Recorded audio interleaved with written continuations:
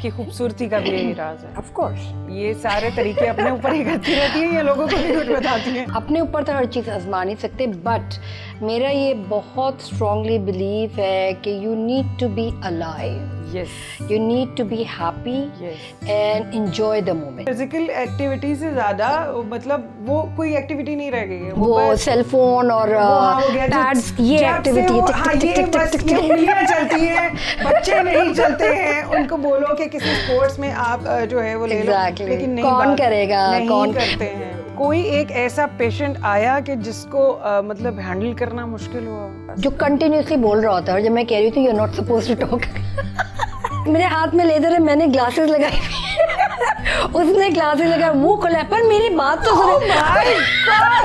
ये तो वो वाला हिसाब हो गया, सोए हुए बंदे को कहते हैं तू सो तो नहीं रहा था। That was good, you know. बहुत ही मजेदार किस्म की गेस्ट है हमारे पास, एंड सीरियसली मुझे बहुत अच्छा लग रहा है Thank the way you talking माशाल्लाह से, and you look like a गोरी मेम। Oh, thank you so okay much. Let's talk about it. Okay. How you look like a गोरी मेम? ये गोरी मैम उर्दू कैसे बोल सकती है? मुझे अब इसके बारे में बताएं। First time in my show कि we are laughing and laughing.